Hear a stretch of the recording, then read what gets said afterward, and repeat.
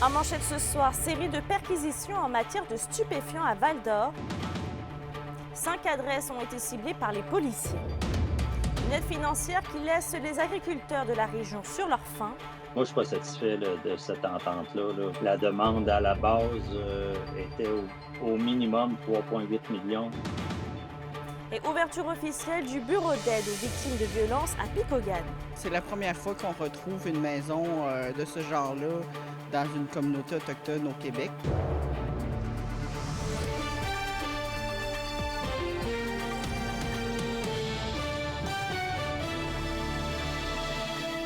Bonsoir tout le monde et bienvenue parmi nous. Aujourd'hui, une série de 14 perquisitions à Val-d'Or a eu lieu en lien avec le trafic de stupéfiants. 3 hommes et une femme âgés entre 31 ans et 58 ans ont été arrêtés et sont d'ailleurs actuellement rencontrés. Les perquisitions se sont quant à elles déroulées dans 5 résidences, des véhicules ainsi que sur des terrains. La SQ ne peut par contre pas confirmer les quantités de stupéfiants saisis, mais elle peut dire que de l'argent, une arme à feu et des imitations d'armes ont été saisies. Cette opération représente la dernière phase d'une enquête débutée en janvier de cette année.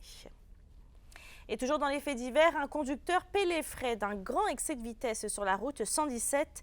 Ce dernier a été intercepté par les policiers de la Sûreté du Québec alors qu'il circulait à 182 km à l'heure dans une zone de 90 dans le secteur de Malartic hier.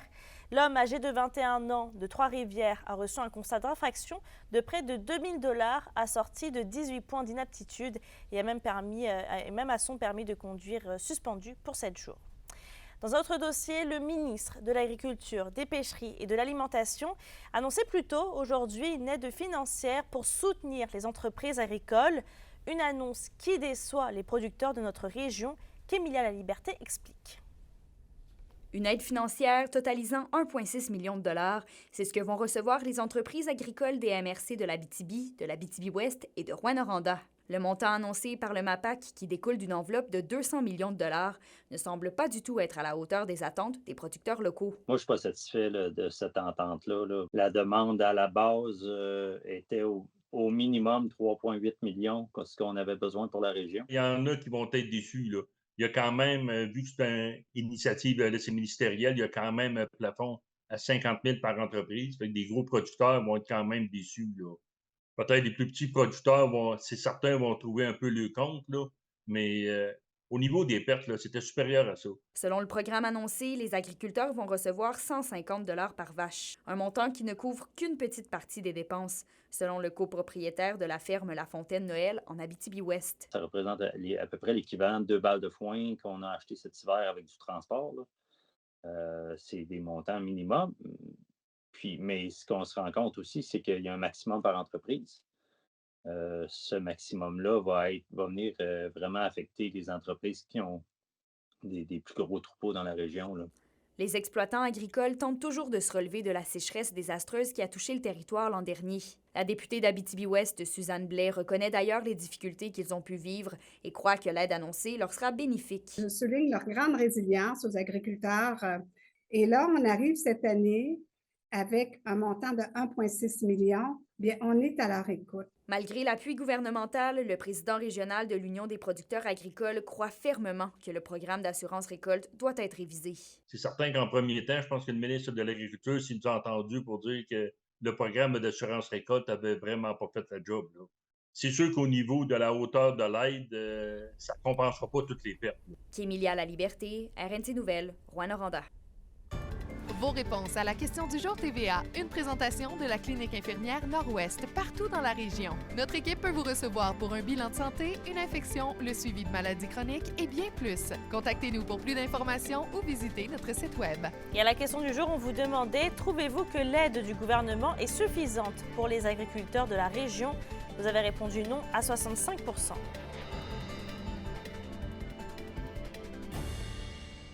C'est aujourd'hui que se tenait l'inauguration de la nouvelle mini-maison qui servira de bureau d'intervention pour le CAVAC AT à Picogan. Le projet a pour but de venir en aide aux victimes d'actes criminels. Alexis Dumont était sur place.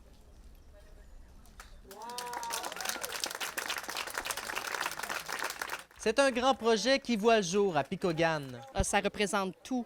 On est la première initiative au Québec de projet mini-maison, dans le fond, pour offrir une intervention en sécurisation culturelle dans une communauté de l'Abitibi-Témiscamingue. Après 3 ans d'attente, la mini-maison pour venir en aide aux victimes d'actes criminels est officiellement prête. La chef de Picogan se réjouit qu'un tel projet puisse voir le jour dans sa communauté. On a à cœur la guérison, la résilience de nos membres aussi. Fait que d'implanter une maison comme ça dans la communauté, ça va les sécuriser, ils vont se sentir soutenus, écoutés aussi dans leurs problèmes et dans leur guérison. Plusieurs services d'aide seront offerts à la population grâce au projet. Je vais les accueillir, faire des références, parler des droits qu'ils ont aussi, puis les accompagner dans le processus judiciaire s'il y a dénonciation, s'ils vont jusqu'à la cour. Sinon, on peut faire de l'intervention aussi ponctuelle.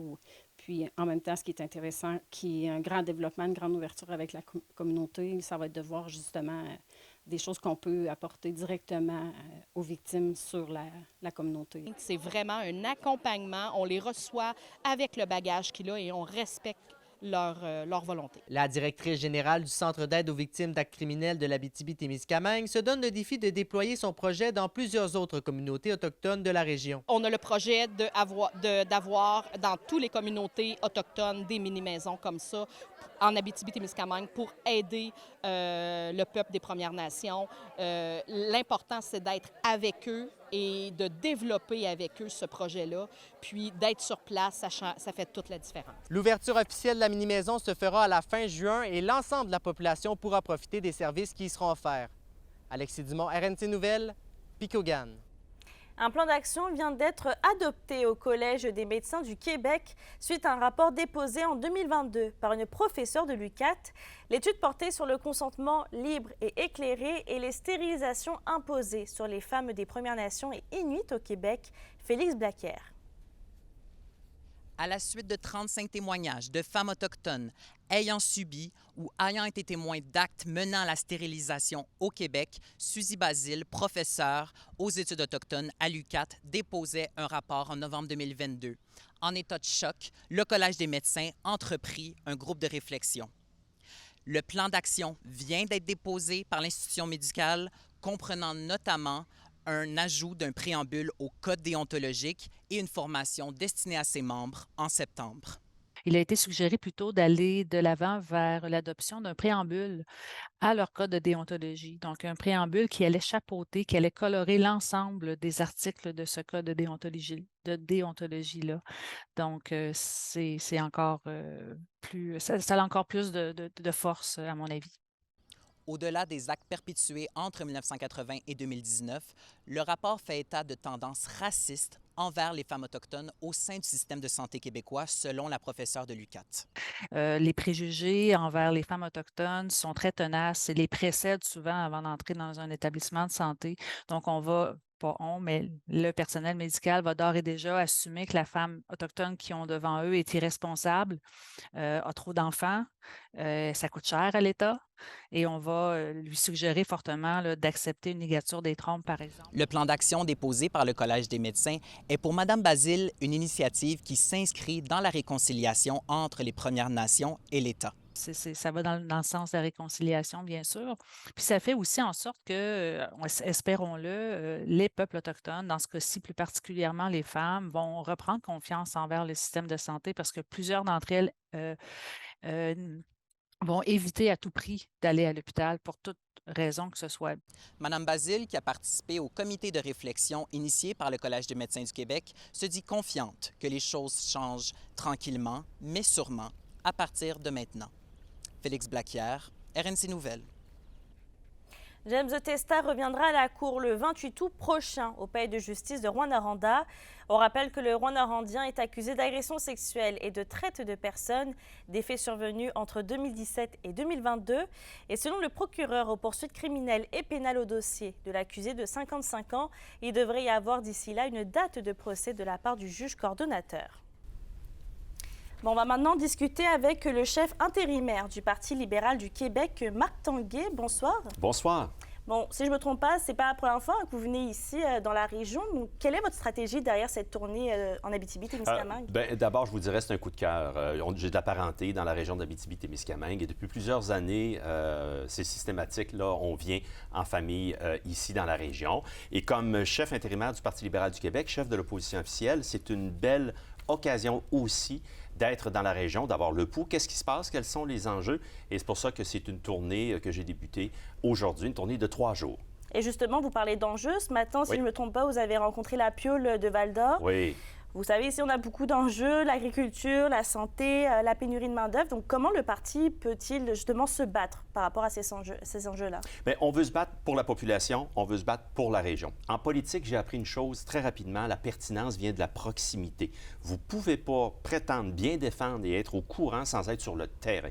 Alors, vous l'avez nommé, on a rencontré un organisme extraordinaire, la Piole, ce matin, des acteurs économiques dans la région. On va continuer parce que c'est le début de notre tournée de 3 jours. Je suis accompagné de d'autres collègues également. Alors, c'est important de voir pénurie de main-d'œuvre, crise du logement, services de garde, quelles sont les solutions, comment on peut outiller les acteurs locaux qui veulent aller de l'avant dans le développement. Comment vous allez faire la différence à Québec, justement? Écoutez, en interpellant le gouvernement, des solutions existent. Il y a un désir dans la région de régler les défis, mais ça prend des moyens, ça prend une écoute, ça prend des programmes à Québec qui ne sont pas mur à mur. Ça prend un leadership local, des programmes adaptés. Et les initiatives locales, il faut que ça puisse être possible par des moyens, entre autres financiers, qui viendraient de Québec. Bon, on sait qu'il y a bientôt la course à la chefferie pour le parti. Bon, on sait que vous n'allez pas y participer, ça c'est sûr. Mais selon Québec 125, quand on voit un peu les petites projections de vote, dans chaque circonscription, c'est pas mal la CAQ ou le Parti québécois, voire même Québec solidaire, qui sont pas mal en course. Justement, moi, je voulais savoir, est-ce que la base du libéral est forte ici dans la région, selon vous? Moi, je pense qu'un parti qui est résolument tourné vers l'économie, résolument tourné vers le développement des régions, et la preuve en est faite en étant présent ici sur le terrain, nous croyons que ce sont des enjeux qui vont nous permettre d'avoir la marge financière pour pouvoir faire en sorte d'avoir les services de garde, habitation et ainsi de suite. En ce sens-là aussi, en matière économique, on sait que le secteur des mines, le secteur minier est excessivement important.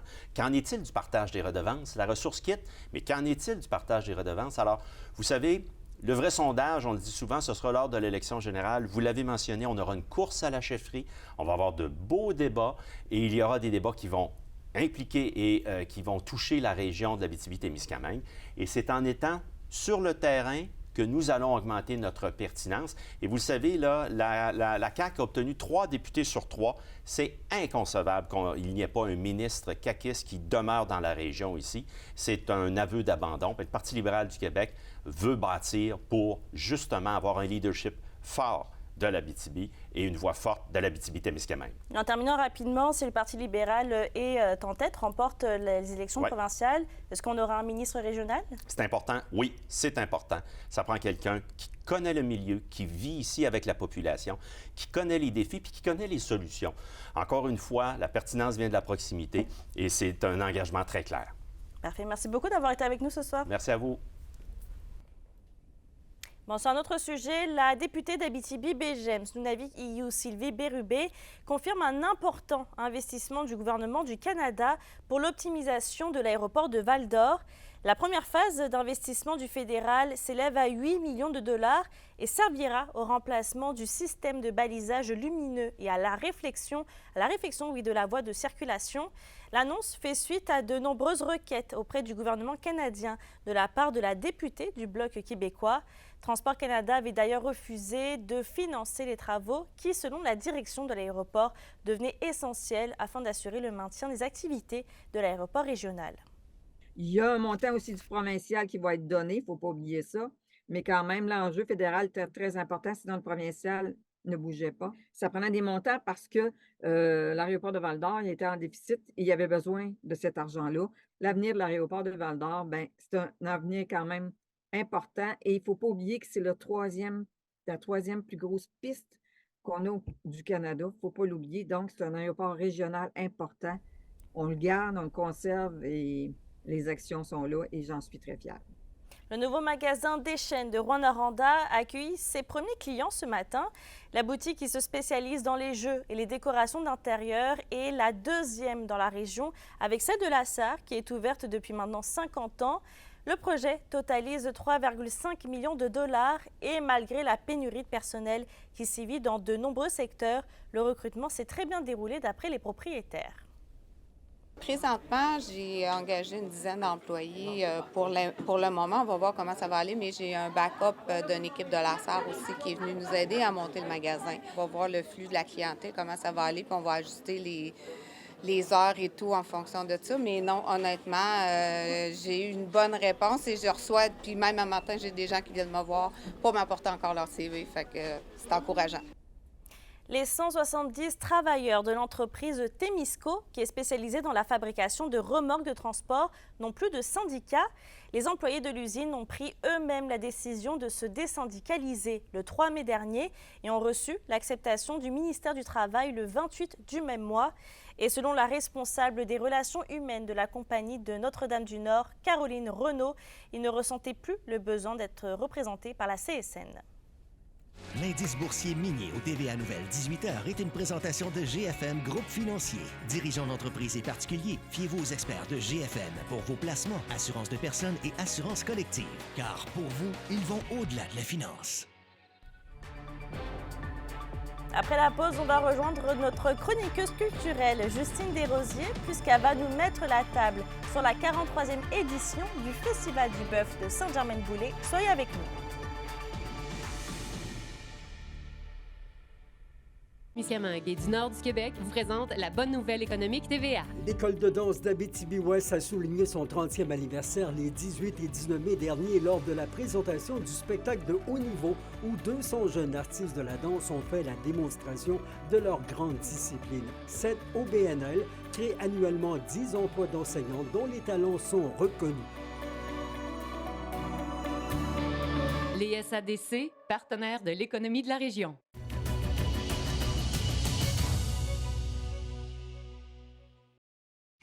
La chronique culturelle vous est présentée par Bruno et Jasmin Leclerc, denturologistes. Des cliniques à la fine pointe de la technologie pour vous servir à La Sarre et à Amos. Justine, vous êtes actuellement à l'Aréna de Sainte-Germaine-Boulay où aura lieu ce samedi le Festival du Bœuf. L'Aréna est déjà même pas mal prêt. Là. Les tables sont installées, les préparatifs s'en viennent bien. Le Festival du Bœuf, c'est un festival qui fait vraiment plaisir à la population du village à chaque année. Et là, samedi, on va se retrouver ici pour la 43e édition. Et je suis présentement avec Claude Bégin. Là, pas Claude Bégin, chanteur, mais le président de la Commission des loisirs de Sainte-Germaine-Boulay. Claude, c'est samedi, là, le Festival du Bœuf. Comment vous vous sentez? Un grand sentiment de fébrilité, mais surtout prêt. Notre organisation est vraiment prête à accueillir tout ce beau monde ce samedi, le 15 juin prochain. Ben oui, parce que les préparatifs sont pas mal prêts dans l'aréna. Il reste quelques petites affaires à faire avant le festival ou? Oui, un peu de décoration, mais je pense que l'organisation est vraiment prête là, pour ce samedi, là, à notre 43e édition du Festival du Bœuf. Et à quoi les gens peuvent s'attendre pour cette édition, là, samedi? Qu'est-ce qui les attend ici à l'aréna? Bien, il va y avoir une belle grande journée bien remplie. On commence par le demi-marathon, les courseurs. On attend beaucoup de personnes pour la course.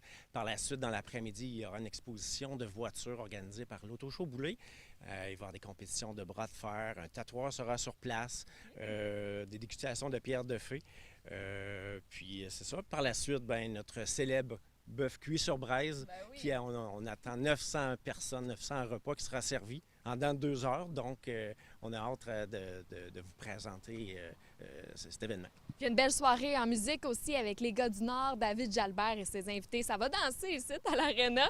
Et ça représente quoi pour le village de Sainte-Germaine, ça, le Festival du Bœuf? Bien, c'est une belle grande fierté d'accueillir tout ce beau monde. On triple pratiquement notre population dans une soirée. Puis voir les jeunes s'intégrer à la relève, c'est beau à voir pour la pérennité là, de notre avenir du Festival du Bœuf.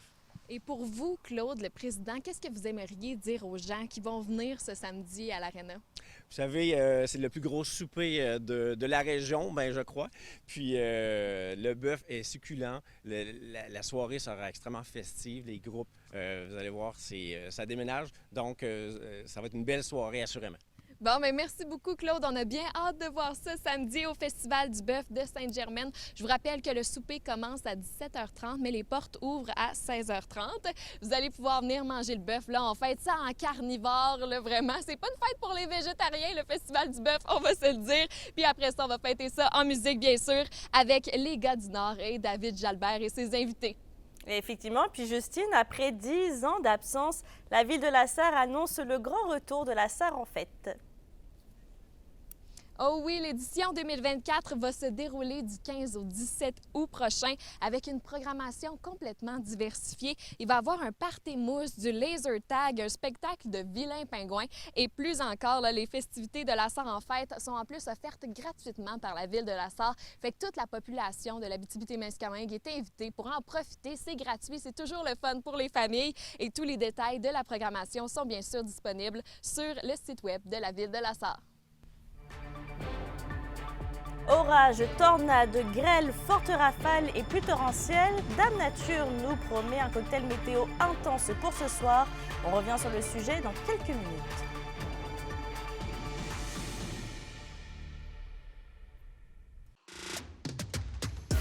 Les sports vous sont présentés par Thibaut GM, votre concessionnaire de confiance à Rouyn-Noranda, là où qualité et choix se rencontrent. Le gala Le Filon d'Or s'est tenu hier soir au Théâtre Télébec devant les familles des jeunes hockeyeurs du M12 à M18.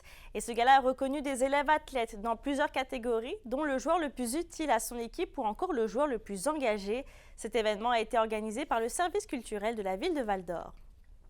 La météo, une présentation de Nicole Auto de La Sarre, la capitale du pick-up. Vous y trouverez toujours le meilleur choix, toujours le meilleur prix. À la météo, Justine, après la grêle de cet après-midi, on pourrait avoir une grosse tempête ce soir.